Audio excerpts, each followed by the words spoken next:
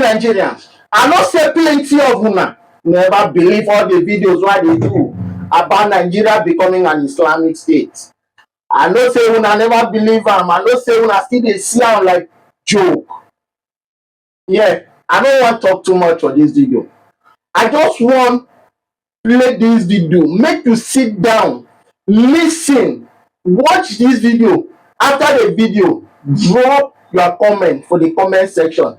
Tell us whether Nigeria na country or Nigeria na Islamic state. They say Nigeria na secular country, but I dey tell you authoritatively, Nigeria no be secular state. These are my own reason. One, Nigeria dey among Islamic organizations. Two, Nigeria don adopt Islamic banking. Three, Nigeria dey adopt Islamic financial system. And four, Nigeria leadership na Muslim. This one na calculated attempt wey dem do am and e don work for them. As I dey speak to you like this, dem El-Rufai, Nuhu Ribadu, Kashim Shettima, all of them with Tinubu know wetin dey play on for Nigeria.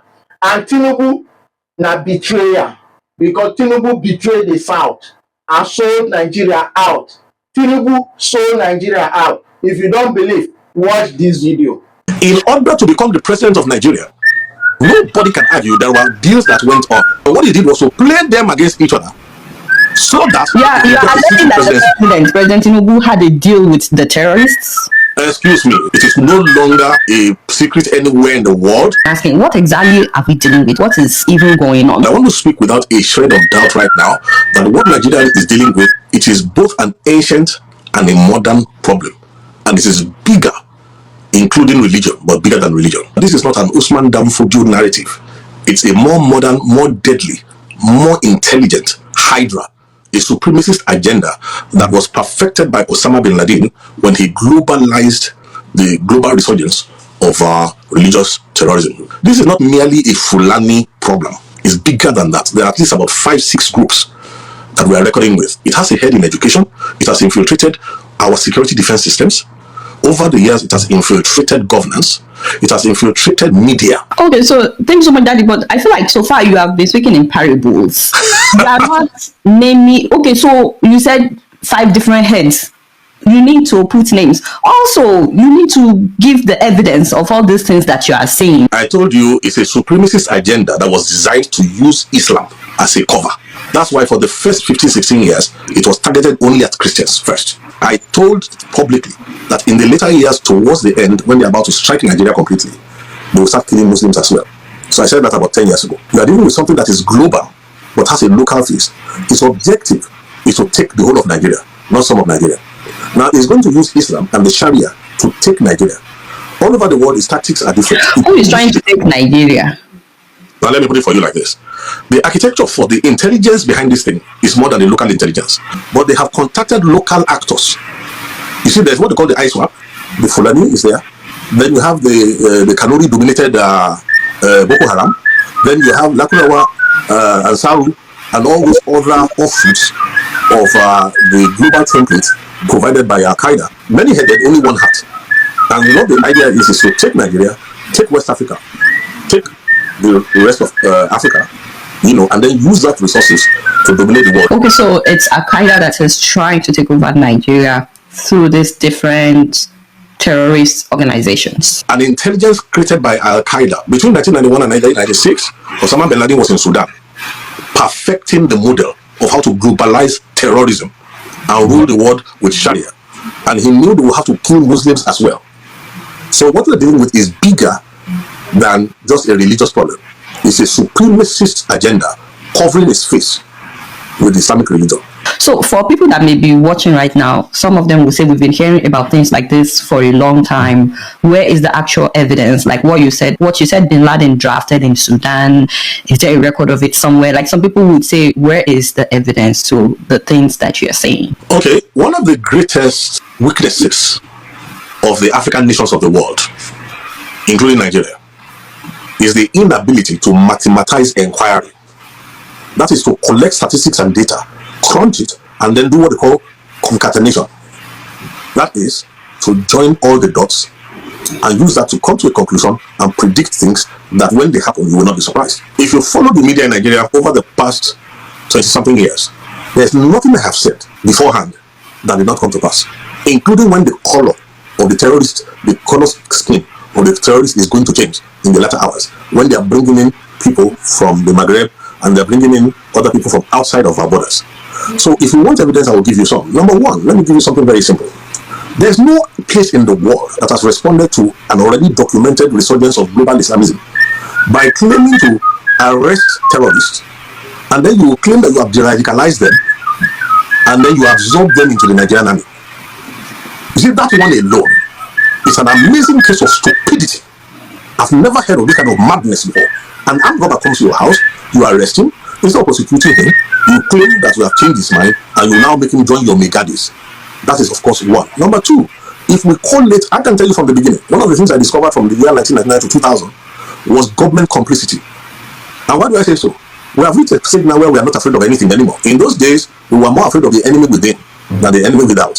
So today, there can be documents that I will give you, will put on display.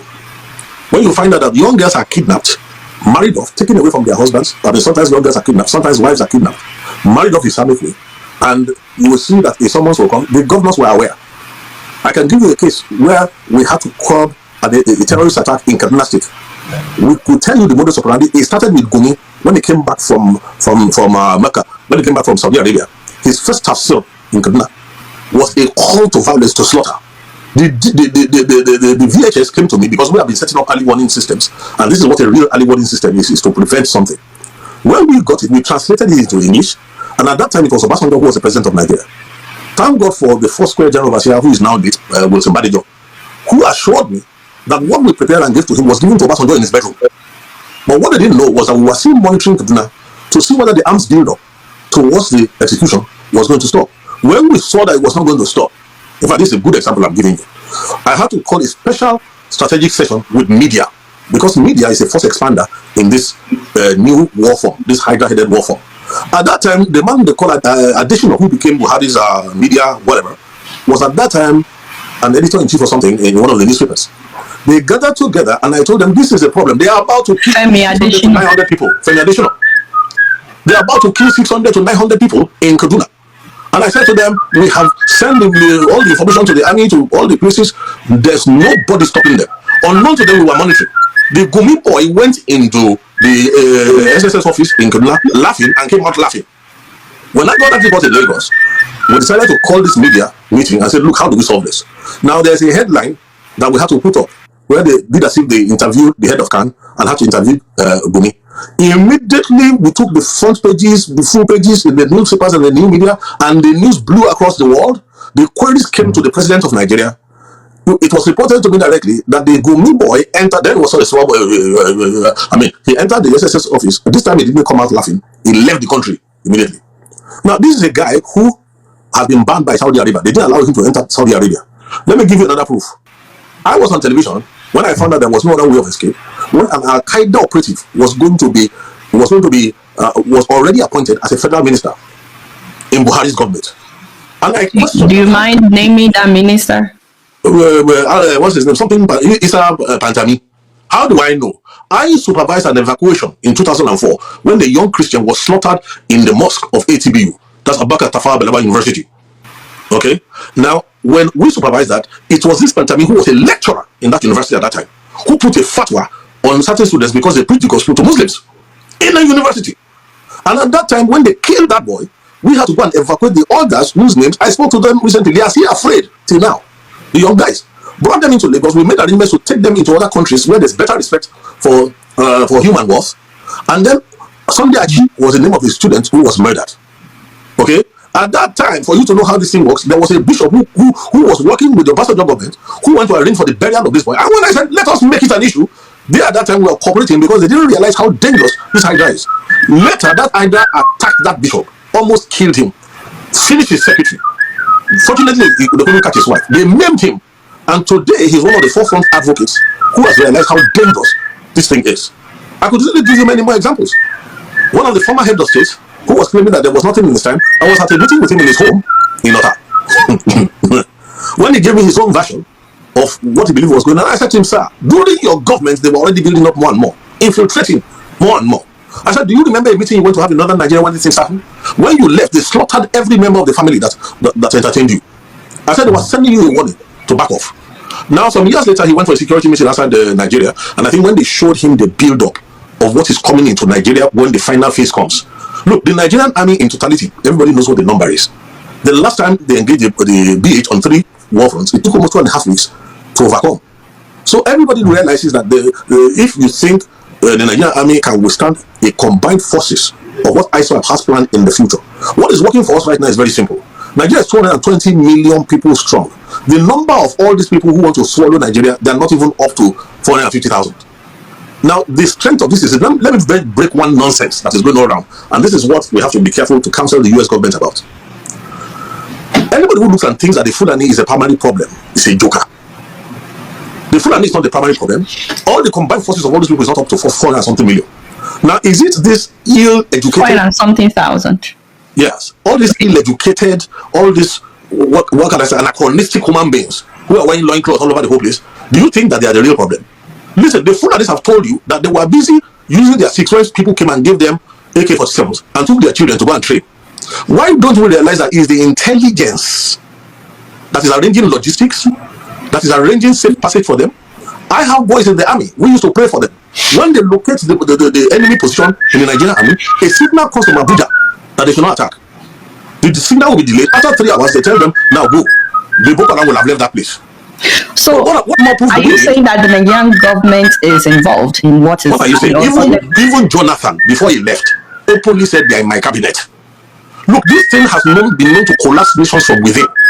So, there's nothing new about what is going on in Nigeria. It's just like the architecture of thought. I would rather speak to the younger generation, the digital generation, who understand programming. Because it looks as if the older generation don't have what it takes, don't have the understanding to acknowledge that there's a problem here. And let us come squarely. My eyes are on the president of Nigeria. It needs to be careful. Yes. Listen to me. I have nothing against him personally, but I can tell you something that is very, very clear to anybody. Now, he is an astute, consummate politician, but he doesn't realize that there's a global problem that he's dealing with. In order to become the president of Nigeria, nobody can argue there were deals that went on. And in essence, what he did was that he, more than anybody else, realized that there are many factors to the Hydra. In terms of the kinetics, apart from the Fulani, the Boko Haram, the ISWAP controlled, Ansar, Lakurawa and Co. And what he did was to play them against each other.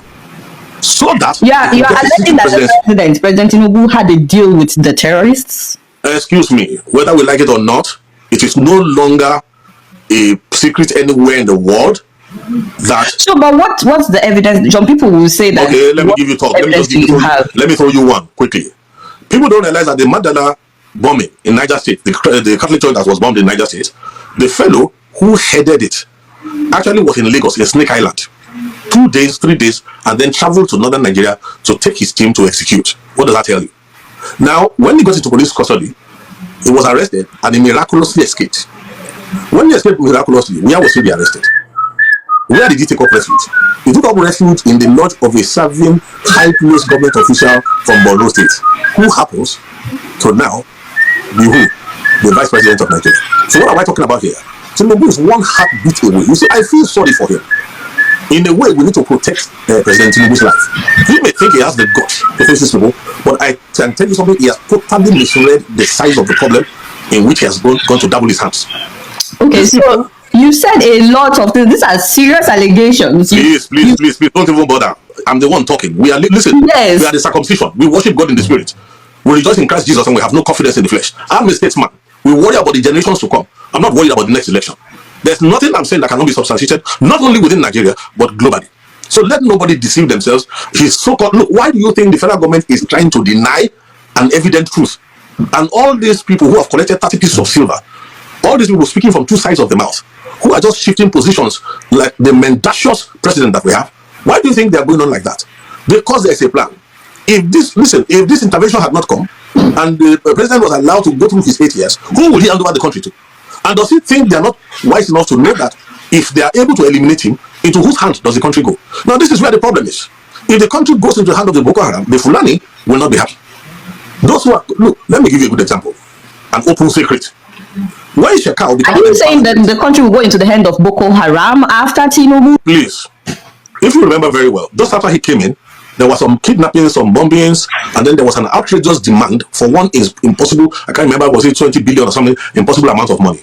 When that demand was made, it was not really because they said that kind of money will be paid. It was a direct message, a coded message to the presidency. Everybody is aware now that there was complicity in the times of in terms of the former president Muhammad Buhari. Like I mentioned Issa Pantami. Also, don't forget about that his interesting governor who turned against Buhari in the last minute, who was persuaded to turn against Buhari, the worst governor Kaduna State has ever had. And I said something when Kaduna State was Governor El-Rufai. Yes. Look, let's not even go there. Go and look at his tweets in the earlier years. Go and look at his own open admission on television that he left Nigeria to neighboring countries with money to go and sponsor the terrorists who had come to kill in Nigerian territory. Why did they have that kind of confidence then? Was because they knew they had entered governance. Now, as I'm speaking right now, listen, we need to reformat this country. And there's an opportunity that has come right now that if we mismanage this opportunity, let me tell you something, even God in heaven will look away. When in the south part of Nigeria, in the eastern part of Nigeria, 13-year-old girls end up being raped. Look, there was a blogger recently who was being political, and I want to tell everybody prophetically right now what is coming up for those who refuse to face truth, those who refuse to give value to the lives of others. The young blogger recently said that there's no genocide, I'm a Christian, I don't feel threatened, long live P-Bat. She was one of those who was killed, if the account that is coming is right, in Kwara State in a church attack. Oh, she thought it was far away. Now, this is the fate, sadly, of those now, who live in by opportunity, you're talking about Trump saying that he would interfere with what is happening in Nigeria. Well, I prefer the word intervention, and let me put it for you like this. For any godly-minded person, the declaration of Nigeria as a country, a CPC, that designation, yeah. Yes, that designation is a human designation. What we should worry about is that God in heaven himself had already declared Nigeria as a country of particular concern. Listen, according to prophecy, Nigeria is supposed to be the trigger of a global move of revival. Then the other side too decided that Nigeria must become the epicenter of the next greatest satanic attack against the entire world. So the destiny of Nigeria is what we're fighting for. Look, the corruption in Nigeria, I gave an interview when President Tinubu entered, and I did remember saying that it will not be an honor for anybody to serve in this dispensation. After the negotiation, he bought. Look, the mantra of this government is this: whatever problem money cannot solve will be solved by more money. Not realizing that there's a hyper-dimensional problem, a problem bigger than money. Look, let me tell you something, the mistake that he's making. The whole Nigerian budget, when you look at it every year, all said and done, comes to how much? Maybe about $30 billion. How much does the diaspora remit to Nigeria every year? $20 billion. Yes, sir. When you hear Nigerians, you see, when poverty has been weaponized against a nation, people cannot think anymore. The older generation have been reduced by the weaponization of poverty. So, look, thinking is an expensive thing. So, it's not easy. Don't blame the average Nigerian. Okay. People are susceptible to money. So, Daddy, before we round up, you said a lot of things. Are these things that you can defend, like the allegations of the president, the vice president being part of, the Boko Haram? In whose house was Kabiru Sokoto? In whose home was Kabiru Sokoto hiding before it was picked up? Please, if not for global interference in Nigerian affairs, we are ready 90-something% to the day of doom. So if we like, let us miss this opportunity. All those talking from the same different sides of the mouth, they will soon know what it is. So exactly what do you want the US to do? Very simple. There are 4 sets of people who are talking to us in the US. Number 1, those who are genuinely concerned. Right? Number 2, we have those who are looking for government appointments. Number 3, in the US, looking for government appointments in Nigeria. Government appointments in the US. They are careerists. Trump's administration. Then there are those who know that money, US dollars, follows policy. So if not for Trump, they will not be speaking up. They are there. And then there's a last set of zealots who are so zealous that they reject God's wisdom. Those ones are what we call sincere ignorance and conscientious stupidity. They're equally as dangerous. So this is what I want us to do. If Nigeria cooperates properly with the window that God has used Trump to open, there's something that I cannot talk about in detail now. It's called the flight of 2 eagles. There's a bald eagle in that vision that can rescue the green eagle. Now, if we are able to eliminate the unnecessary voices that are fouling the waters in America for us, both within those against us and those for us, and remain only the voices that are looking forward to the future of Nigeria, let me tell you what will come out of it. Number one, Nigeria will become a nation. Watch this, where the value of life will be something else. We will leap for quantum leap to the forefront of global civilization, all within 4 to 8 years. Number two, the Nigerian foreign exchange right now that is about 1,600 naira to the dollar can be brought down to at least 1 to 250 to 350 naira to the dollar if we cooperate properly with understanding to tailor the American response in a way that will be profitable to the global community.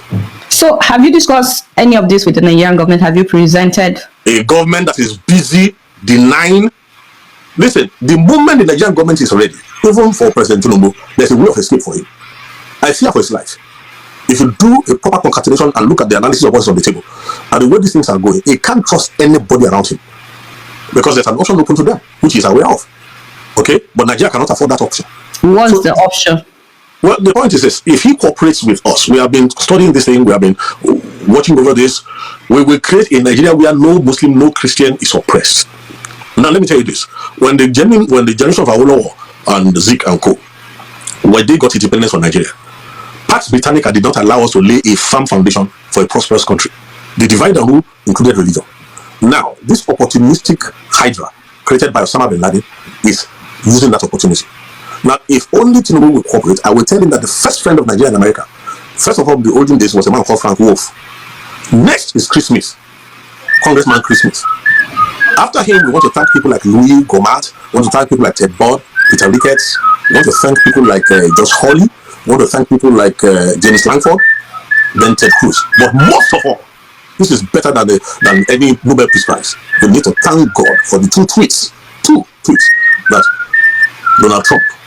So, but since Trump said that he was going to get involved, the killing has actually gotten worse, and the government is not doing anything really. That needed to happen to prove to the Nigerian that the government is so compromised, it does not care about your life.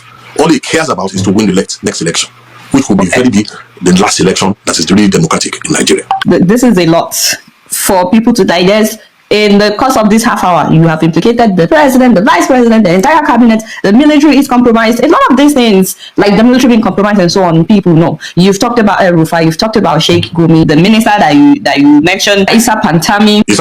What does he want to respond? His articles were on the Al-Qaeda website, globally exposed in France, everywhere. All the intel that has been given to Nigeria from foreign nations has been neutralized by the Nigerian government all these years. Who can deny that? I'm really hoping that the Nigerian government will respond. I'm really hoping that they would respond to this. We have gone past that level. Where we are now is how do we save Nigeria? How do we salvage the nation? How do we create a future for all our children across the entire nation? Don't let the blood of the people who have been slaughtered through the years, past more than 20-something years, we should not let their bloodshed be in vain. Unmerited suffering is often redemptive, and that's the way we should go now. Thank you so much, Reverend Ladi Peter Thompson, for your time. I truly appreciate you coming on the show. Thank you so much. Pleasure is mine.